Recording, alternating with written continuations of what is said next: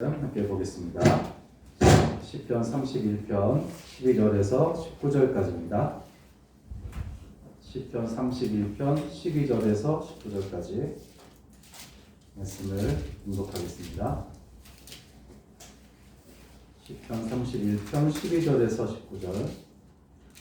내가 잊어버린 바 됨이 죽은 자를 마음에 두지 아니함 같고 깨진 그릇과 같으니이다. 내가 무리의 비방을 들었으므로 사방이 두려움으로 감싸였나이다. 그들이 나를 치려고 함께 의논할 때에 내 생명을 빼앗기로 꾀하였나이다. 여호와여, 그러하여도 나는 주께 의지하고 말하기를 주는 내 하나님이시라 하였나이다. 나의 앞날이 주의 손에 있사오니 내 원수들과 나를 핍박하는 자들의 손에서 나를 건져 주소서. 주의 얼굴을 주의 종에게 비추시고 주의 사랑하심으로 나를 구원하소서. 여호와여, 내가 주를 불러싸오니 나를 부끄럽게 하지 마시고 악인들을 부끄럽게 하사 수월에서 잠잠하게 하소서. 교만하고 완악한 말로 무례히 의인을 치는 거짓 입술이 말 못하는 자 되게 하소서. 주를 두려워하는 자를 위하여 쌓아두신 은혜, 곧 주께 피하는 자를 위하여 인생 앞에 베푸신 은혜가 어찌 그리 큰지요. 아멘. 할렐루야. 그래도 주는 내 하나님이십니다 하는 제목으로 말씀을 함께 나눌 때에 은혜의 시간 되시기를 주의 이름으로 축원합니다. 믿는 사람이 죄를 지었다는 사실이 알려지게 되면 그는 비난을 받고 외면을 당하기 마련입니다. 특히 그가 평소에 사람들에게 신실한 사람으로 인상을 심어주었다면 배신당했다라는 그런 생각에 더 많은 비난을 받게 될 것입니다. 그것은 그가 위선적인 사람, 또 거짓말하는 사람으로 여겨지기 때문입니다. 오늘 12절을 보니까 다윗은 내가 잊어버린 바 됨이 죽은 자를 마음에 두지 아니함 같고 깨진 그릇과 같으니이다. 그렇게 고백을 하고 있는데 다윗이 내가 잊어버린 바 되었다 라는 이 고백을 한 것을 보면 그가 아주 지금 굉장히 어떤 깊은 고독 속에 있다라는 사실을 우리가 알 수가 있습니다. 11절을 보면 다윗은 이웃과 친구들로부터 철저하게 버림을 받았어요. 그가 대적들로부터 욕과 핍박을 당하는 것을 본 이웃과 친구들은 곁에 있어주지 않냐고 그를 다 외면했습니다. 그 이유는 다윗이 고난당하는 이유가 그의 죄악에서 비롯되었다고 그들이 판단했기 때문에 아마 굉장한 실망감을 가지고 다윗을 외면했을 것입니다. 그가 어떤 죄를 지었는지는 알 수 없지만 압살롬의 어떤 계략으로 사람들에게 큰 오해를 받아 도망쳤을 때이거나 아니면 밧세바를 범하고 충직한 우리아를 죽인 그런 일과 같은 정말 큰 죄를 지었던 때인 것 같습니다. 어찌됐든 그는 이로 인해서 사람들에게 잊혀져 죽은 자 같이 되었고 깨진 그릇과 같이 되는 그런 비참한 일을 지금 당하고 있습니다. 다윗은 평소에 신실한 사람이라고 알려져 왔습니다. 그런데 그의 신실함은 그가 죄를 지은 사실이 드러나면서 그를 위선자로 거짓말장이로 여겨지게 하고 말았습니다. 아무도 그를 상대하려 하지 않았고 그를 귀하게 여기려 하지 않았습니다. 13절에서 대적들은 이번 기회에 그를 완전히 매장시켜버리겠다고 하는 그런 말까지 한단 말이에요. 이제 다윗에게는 아무도 함께하는 자가 없었고 사방이 그의 적들 뿐이었는데 이것이 바로 다윗이 처한 아주 심각한 상황이었습니다. 사람들은 사회적으로 어떤 잘못으로 인해 비난을 당할 때, 또 경제적으로 너무 힘들 때 사람들에게 잊혀진 바 되었다고 생각하는 큰 승실감으로 더 이상 살 수 없다고 여기는 그런 경우가 있습니다. 지금 이 시대가 바로 그런 시대란 말이에요. 다윗도 엄청난 상실감을 느꼈을 것입니다. 모든 사람들로부터 버림받은 고통은 그의 자존감을 다 쓸어가 버렸을 것이 분명해요. 그가 자신을 죽은 자와 같이 여기고 깨어진 그릇과 같이 인식했다는 것은 그가 자존감을 완전히 상실하고 있다는 사실을 우리에게 보여줍니다. 그런데 모든 것이 다 끝난 것만 같았던 그때 갑자기 모든 것이 놀랍도록 회복되어지는데 14절을 보니까 여호와여 그러하여도 나는 주께 의지하고 말하기를 주는 내 하나님이시라 하였나이다. 그렇게 말하고 있어요. 그는 절망의 저 깊은 밑바닥 속에서도 그래도 주는 내 하나님이십니다 라고 고백했고 그 고백이 바로 그를 다시 회복시킨 것이 분명합니다. 여러분, 이것이 성도가 항상 가지고 있어야 할 믿음의 고백인 줄로 믿습니다. 성도는 자신이 아무리 절망의 밑바닥까지 떨어졌어도 소망을 잃지 말아야 합니다. 믿는 자들에게는 모든 사람이 소망을 없다고 하는 그때에도 언제나 소망이 있단 말이에요. 그 소망은 가장 큰 것이고 또 모든 것을 회복시켜 전보다 더 견고한 믿음을 갖게 하는 것입니다. 여러분, 아무리 어려운 상황 가운데 있어도 그래도 주는 내 하나님이십니다 하는 이 믿음의 고백을 통해서 모든 것을 여러분 이기게 되시기를 주의 이름으로 축원합니다. 그렇다면 그래도 주는 내 하나님이시라는 이 믿음의 고백이 고난이 많은 세상에서 우리를 어떤 사람으로 만드는가 하는 것이에요. 우리가 그래도 주님은 내 하나님이십니다 하는 이 고백이 나를 어떤 사람으로 만드냐 하는 것입니다. 첫째는 환경을 초월한 사람으로 만드는 거예요. 환경을 초월한 신앙이 되게 합니다.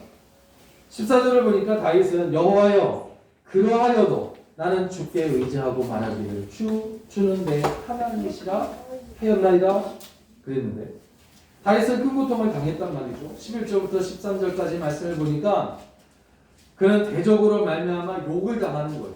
그리고 이웃에게 심히 당하였으며 친구들에게도 외면당하고 대적들이 자신을 죽이려고 꾀하고 있는 겁니다. 그러나 그는 그러하여도 라고 하면서 분위기를 반전시키고 있어요. 만약 우리가 이러한 상황에 있다면 과연 다윗처럼 여호와여 그러하여도 내가 주께 의지하겠습니다. 주는 내 하나님이십니다 라고 그렇게 말할 수 있을까? 그것은 결코 쉽지 않을 겁니다. 때문에 다윗이 그러하여도 라고 말할 때에는 누구라도 그런 상황에 처하게 되면 하나님을 의지하는 사람이 많지 않다는 것을 보여줍니다. 보통 사람들은 아무리 자기에게 잘못이 있어도 내가 잘못을 저질렀어도 자기에게 임한 징계의 그 강도가 크면 내가 아무리 잘못을 저질렀어도 내게 임한 징계가 크면 그 강도가 크면 잘못을 인정하기보다는 너무하신 것이 아니냐 하면서 징계를 내리신 하나님을 향해 불평과 원망을 늘어놓으려고 합니다. 그리고 심지어 하나님이 자신을 배신했다는 생각에 더 이상 하나님을 의지하려고 하지 않는단 말이죠. 그렇게 결국 믿음을 저버리는 겁니다. 그런데 다윗의 경우 하나님의 징계로 인한 불평과 원망을 오늘 본문에서는 찾아볼 수가 없어요. 오히려 그는 고난의 원인이 자기의 죄에서 비롯된 것으로 인정하는 것은 물론이고 하나님의 징계로 마치 죽은 자와 같이 되어지고 띄어진 그릇과 같은 상황에 내가 지금 놓이게 되었으나 그럼에도 불구하고 그리하여도 내가 하나님만을 의지하겠습니다. 그렇게 고백을 하고 있다는 사실입니다. 이것은 곧 그가 환경을 초월한 신앙을 가졌음을 보여주는 겁니다. 그야말로 환경이 좋을 때만 하나님을 기뻐하고 찬양하는 것이 아니라 환경이 심각한 거예요. 이웃이 떠나고 친구들이 떠나고 대적들은 자기를 죽이려고 지금 계략을 꾸미고 있고 하는 이런 심각한 상황이잖아요. 다윗이. 그러니까 그는 좋을 때만 하나님을 기뻐한 것이 아니라 환경이 이토록 심각하게 나쁘더라도 하나님에 대한 신뢰를 잃지 않았기에 다시 회복되어지고 회복시키시고 일으키실 것을 믿고 하나님을 찬양했다는 것입니다. 예수님은 환경을 초월하여 하나님의 뜻을 이루셨어요. 특별히 겟세마네 동산에서 기도하실 때 이 잔을 옮겨주옵소서, 옮기시옵소서 기도하신 것은 예수님이 환경에 잠시 흔들리신 것이었어요. 그렇잖아요. 이 잔을 옮겨달라고 하신 것은 앞으로 당하게 될 그 십자가의 고난, 고통, 이것이 너무나 고통스러웠기 때문이에요. 생각만 해도 너무나 아찔했기 때문이에요. 그래서 이 잔을 옮겨달라. 환경이 너무 심각한 거예요. 그래서 하나님 예수님도 그 환경에 잠시 흔들리신 것이었어요. 그렇지만 곧 그러나 내 뜻대로 하지 마옵시고 아버지의 뜻대로 되기를 원하나이다. 함으로 환경을 초월하셨어요. 심각한 환경이잖아요. 그러나 내 뜻대로 하지 마시고 아버지의 뜻대로 되기를 원합니다 라고 하는 이 고백은 그래도 주님은 나의 하나님이십니다 하는 다윗의 고백과 같단 말이에요. 그렇게 예수님은 환경을 초월하셨습니다. 여러분, 새해를 시작하는 이때에 우리가 가져야 하고 정말 신중히 점검해야 할 신앙도 바로 이와 같습니다. 우리는 여러분 환경을 초월하여 하나님을 의지하고 찬양할 수 있는 신앙을 가져야 합니다. 평안하고 형통할 때는 누구나 하나님을 의지하며 찬양할 수 있어요. 그래서 그때에는 누가 진실한 신앙의 사람인지를 구분하기가 어렵습니다. 그러나 환난이 닥치게 되면 마치 출애굽한 이스라엘 백성들이 습관처럼 행했던 것과 같이 하나님을 향하여 불평하고 원망하며 심지어는 믿음의 길에서 떠나는 그런 사람들이 있단 말이에요. 그래서 진정한 믿음의 사람과 거짓 믿음의 사람은 평화로울 때가 아니라 환난이 왔을 때, 고난이 왔을 때 자연스럽게 구별됩니다. 여러분, 믿음이란 환경을 초월하여 변함이 없는 것이어야 합니다. 환경에 따라 변하는 믿음은 진정한 믿음이라 할 수 없단 말이죠. 마태복음 8장 23절 이하의 말씀을 보면 예수님과 제자들이 배를 타고 바다를 건너시는데 바다에 큰 돌이 일어나서 배가 물결에 덮이게 되어지자 제자들이 주무시는 예수님을 흔들어 깨우면서 말합니다. 우리가 죽게 되었나이다. 우리를 구원하여 주시옵소서. 그러자 잠에서 곧 깨어나신 예수님께서 어찌하여 무서워하느냐 믿음이 작은 자들아, 그렇게 말씀하시고는 바람과 바다를 꾸짖으시니 아주 잔잔하게 되었다. 그렇게 증거를 하고 있습니다. 세상의 풍파를 보고 흔들리는 믿음이 거짓 믿음이에요. 세상 사람들은 어떻게 안 들어올 수 있겠느냐, 저 풍랑을 보고 태어날 사람이 어디 있겠느냐 그렇게 말한단 말이에요. 그렇지만 오늘 우리 주님께서 우리에게 원하시는 그 믿음은 뭐냐면 환경을 초월한 믿음이에요. 다시 말하면 세상의 풍파를 보고 흔들리는 믿음이 거짓 믿음이라면 진실한 믿음은 같은 환경이나 그래도 주님은 나의 하나님이십니다 고백함으로 이런 모든 환경을 초월하여서 하나님을 의지하고 찬양하는 것이에요. 이런 믿음으로 여러분 살아가게 되시기를 바랍니다. 이 하늘에 살아가는 동안에 이렇게 환경을 초월하여 하나님을 의지하며 찬양하는 그런 삶이 여러분 가운데 있어지기를 주의 이름으로 부탁을 드립니다. 두 번째로 그래도 주님은 내 하나님이십니다 라는 이 고백이 우리를 어떤 사람으로 만드냐면 앞날을 주의 손에 맡기는 사람이 되게 합니다. 우리의 앞날, 우리의 모든 것을 주의 손에 맡기는 사람이 되게 합니다. 주는 내 하나님이십니다 하는 이 고백. 15절을 보니까 나의 앞날이 주의 손에 있사오니 그렇게 고백하고 있어요. 다윗이 나의 앞날이라고 한 것은 단지 다윗의 앞날뿐만 아니라 다윗의 전 생애를 의미한다고 볼 수 있어요. 즉 그는 자신의 인생 전체가 하나님의 섭리하는 손에 달려있음을 또 그 손에 결정된다는 사실을 고백하고 있는 겁니다. 죽고 사는 문제나 그리고 존경하게 되거나 비천하게 되는 모든 상황, 좋을 때나 그렇지 않을 때나 그 모든 것이 하나님의 손에 달려있다라는 믿음의 고백입니다. 그리고 이 믿음이 하나님께서 자신을 원수와 핍박하는 자의 손에 오래 두지 않으시고 곧 구원하여 주실 것이라는 앞날에 대한 확신이 되게 한 겁니다.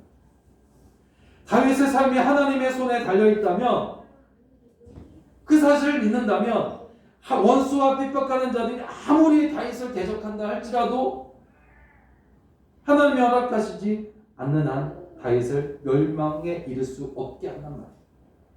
왜냐하면 다윗보다 강한 자는 많으나 그와 함께 하시는 하나님을 누구도 대적하여 이길 수가 없기 때문입니다.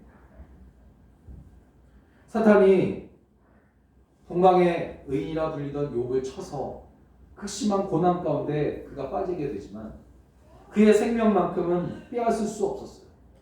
그 이유는 하나님이 사탄에게 욥의 생명을 해하지 못하게 하셨기 때문이에요.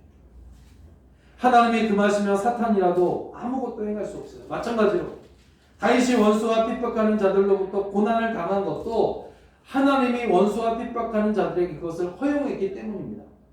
그러나 하나님은 원수의 손을 빌어서 자기 백성을 징계하실 때라도 그들을 원수들의 손에 전적으로 넘기시는 일은 없다는 거예요. 왜냐하면 하나님은 사랑하시는 자에 대해서는 끝까지 책임져 주시고 구원해 주시기 때문입니다. 하나님은 자기 백성을 원수의 손에 붙이시더라도 그 모든 것을 배후에서 모두 주관하신다는 것이에요. 그러므로 성도는 하나님의 징계나 그 어떤 이유로 극심한 위기 가운데 빠질지라도 내 앞날이 주의 손에 있습니다 하는 이런 확고한 믿음만 있다면 결코 낙심하거나 절망할 이유가 없다는 거죠. 여러분, 우리는 세상을 살아가면서 좋은 일도 있지만 그렇지 않은 날도 분명 있습니다. 때로는 전혀 소망이 없는 것처럼 보이는 곳에 빠질 수도 있어요. 그러나 여러분, 그것이 끝이 아닙니다. 그것을 우리는 압니다. 왜냐하면 우리의 전 생애가 독생자 예수 그리스도를 보내어 우리를 죄에서 구원해 주신 하나님의 손에 달려있기 때문입니다. 하나님의 손에 있는 사람이 복된 이유는 하나님의 손에 있으면 그는 죽은 것 같으나 죽지 않은 사람입니다. 하나님의 손은 죽은 자라도 다시 일으키시는 손이기 때문입니다. 다윗은 죽은 자와 같고 깨어진 그릇 같았어요. 자기가 그렇게 고백합니다. 그렇지만 결국 다시 회복되고 맙니다. 사울에게, 압살롬에게 쫓겨다닐 때 그는 모든 것이 끝난 사람처럼 보였단 말이에요. 그러나 그는 다시 왕위를 회복하게 되고 그 믿음이 더욱 견고해지는 거예요. 예수님은 십자가상에서 내 영혼을 아버지 손에 맡기나이다, 내 영혼을 아버지 손에 맡기나이다 하시고는 죽으셨어요. 그것이 끝입니다. 세상 사람들이 볼 때. 그렇게 모든 것을 그러나 맡기심으로 3일 만에 주님은 다시 사시고 하늘에 올라가 하나님 편에 앉아 계십니다. 그래도 주님은 나의 하나님이십니다 라는 이 신앙 고백이 내 앞날이 주의 손에 있다 라는 이런 확고한 믿음을 출산합니다. 여러분, 이런 믿음이 없었다면 회복은 기대할 수 없었을 것이에요.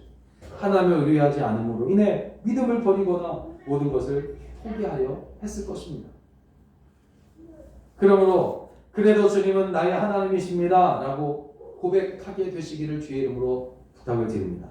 이 고백이 우리의 앞날이 예수 그리스도 안에 있게 하기 때문입니다. 이러한 믿음을 가지고 승리하게 되시기를 주의 이름으로 축원합니다. 마지막으로 그래도 주는 내 하나님이십니다 라는 이 고백이 우리를 어떻게 만드냐면 하나님의 쌓아두신 은혜를 받는 사람으로 만듭니다. 쌓아두신 은혜를 받을 수 있는 사람으로 만듭니다. 그래도 주는 나의 하나님이십니다 라는 이 고백. 19절부터 이제 23절 마지막 절까지 이렇게 쭉 보면 분위기가 완전히 반전되고 있는 것을 볼 수가 있어요. 앞절까지는 자신의 고통으로 인해서 막 호소하는 성격이 강했다면 19절부터는 하나님을 찬양하는 데 그가 집중하고 있기 때문입니다. 이렇게 분위기가 달라진 것은 다윗이 자신의 앞날이 주님의 손에 있다는 확고한 믿음에 근거해서 하나님이 자신의 간구를 들으시고 원수와 대적들에게서 구원하여 주실 것이라는 확신을 가졌기 때문입니다. 즉 그는 하나님에 대한 믿음, 곧 하나님이 자신의 간구를 이미 들으셨다고 믿어짐으로 하나님의 은혜에 감사하는 찬양을 드리고 있는 겁니다. 그 가운데 19절을 보니까 주를 두려워하는 자를 위하여 쌓아두신 은혜, 곧 주께 피하는 자를 위하여 인생 앞에 베푸신 은혜가 어찌 그리 큰지 노래하고 있습니다. 여기서 주를 두려워하는 자는 곧 하나님을 경외하는 사람라고 말할 수 있어요. 다시 말하면 그분의 권능을 인정하고 그분의 말씀에 순종하는 사람이 바로 경외하는 자거든요. 그런데 여러분, 다윗은 이처럼 하나님을 경외하는 자에게 쌓아두신 은혜를 하나님께서 베풀어 주신다고 말씀하세요. 쌓아두신 은혜란 무슨 말일까? 우선 이 말씀은 하나님께서 당신을 경외하는 자에게 은혜를 베풀기 위해서 이미 은혜를 준비하고 계신다, 그런 의미일 겁니다. 곧 하나님을 경외하는 자에게는 반드시 은혜가 살 수 없이 임한다는 그런 말씀입니다. 또한 쌓아두신 은혜라는 이 말씀은 베푸신 은혜가 풍성하다는 것을 의미할 겁니다. 즉 하나님은 창고에 곡식을 쌓아두는 것처럼 당신을 경외하는 자들에게 베푸실 은혜를 풍성하게 쌓아두신다는 거죠. 여러분, 하나님은 당신을 경외하는 자들에게 은혜를 베푸시기 위하여 은혜를 이미 풍성하게 준비해 놓으신 줄로 믿습니다. 주님은 은혜를 베푸실 때 마지못해 조금만 베푸시거나 남은 것을 주시는 법이 없으시죠. 그분은 반드시 그리고 아주 풍성하게 은혜를 베푸십니다. 다윗은 이러한 사실을 자신의 경험을 통해서 잘 알고 있었습니다. 그는 하나님의 은혜를 풍성히 받아 누린 그런 사람이었잖아요. 그래서 비록 하나님을 의지하고 경외하는 자로서 지금 어려움에 처하게 되었지만 다시 한번 풍성하신 하나님의 은혜로 인해 구원을 얻게 될 것임을 그가 믿음으로 노래하고 있는 거예요. 우리가 섬기는 하나님, 우리가 경외하는 하나님은 인색하지 않으십니다. 하나님은 당신을 경외하는 자에게 넘치도록 은혜를 베푸십니다. 그래서 시편 5편 7절에서 다윗은 오직 나는 주의 풍성한 사랑을 힘입어 주의 집에 들어가 주를 경외함으로 성전을 향해 예배하리이다, 그렇게 노래하고 있습니다. 그런데 우리가 여기서 한 가지 알아야 할 아주 중요한 사실이 있습니다. 그것은 바로 하나님이 우리에게 주시는 고난도 은혜라는 것이에요. 고난도 은혜. 여러분, 하나님의 성도들에게 베푸시는 것이 있다면 그것은 모두가 다 은혜입니다. 주께서 우리에게 베푸신 것이 있다면 그것은 다 은혜란 말이에요. 다. 혹시 그것이 고난이라도 은혜라는 것이죠. 하나님의 성도에게 행하시는 일은 다 의로우시고 은혜로운 것이에요. 시편 145편 17절 보니까 여호와께서는 그 모든 행위에 의로우시며 그 모든 일에 은혜로우시도다 말씀하세요. 다윗은 이것을 알았기에 비록 극심한 고난 가운데 있었지만 그 고난마저 하나님의 은혜인 줄 깨닫고 주께 피하는 자를 위하여 베푸신 은혜가 크다고 노래하고 있는 것입니다. 그러므로 고난마저 은혜인 이유는 그 고난이 주님을 더욱 의지하게 하고 주님께 가까이 갈 수 있는 기회를 만들어 주기 때문입니다. 우리가 물질로 풍성해지고 온 가족이 다 건강하고 잘 되고 형통하고 그것만이 복이 아닙니다. 그것만이 은혜가 아니란 말이에요. 우리로 하여금 하나님을 더욱 의지하게 하고 우리의 모든 것을 다 주님께 맡기고 주께 피하게 하는 고난이 바로 은혜라는 것입니다. 그렇게 만드는 것이 은혜라는 겁니다. 이렇게 하나님의 은혜를 쌓아두신 은혜요 풍성한 은혜인 이유는 고난을 포함한 모든 것이 은혜이기 때문입니다. 오직 모든 것이 주님의 은혜요 모든 것이 주님의 사랑이라는 이 하늘의 지식을 가진 사람만이 오늘 우리 주님의 풍성한 은혜를 온전히 받아 누릴 수 있게 되는 줄로 믿습니다. 사랑하는 여러분, 그래도 주는 나의 하나님이십니다 라는 이 고백은 우리로 하여금 고난이 많은 세상에서 살 수 있도록 하는 신앙 고백입니다. 왜냐하면 이 고백이 우리를 환경을 초월한 신앙인이 될 수 있게 하기 때문이에요. 또한 나의 앞날을 주님께 모두 맡길 수 있는 사람이 되게 하기 때문이며 그래도 주님은 내 하나님이십니다 라는 이 고백하는 사람이 하나님의 쌓아두신 은혜를 풍성하게 받아 누릴 수가 있기 때문입니다. 예수님은 우리에게 신앙의 가장 완벽한 본을 보여주신 분이에요. 예수님은 십자가의 고난 앞에서 아버지의 뜻대로 되기를 원한다고 고백하심으로 핍박과 십자가라는 그 환경을 초월하여 하나님의 뜻을 이루셨다. 아버지 손에 자신을 맡기셨으며 이로 인해 모든 것으로 충만하게 되신 분이 바로 예수님이세요. 물론 그 전부터 충만하신 분이시지만 이렇게 아버지 손에 모든 것을 맡김으로 인해 충만하신 복을 누리신 분입니다. 그래도 주님은 나의 하나님이십니다 라고 고백하는 사람은 고난도 은혜로 여길 줄 아는 사람이에요. 그러므로 이 고백이 이 생애를, 이 한 해를 이끄는 삶이 되시기를 주의 이름으로 간절히 축원합니다. 축원합니다. 기도하겠습니다. 거룩하시고 자비로운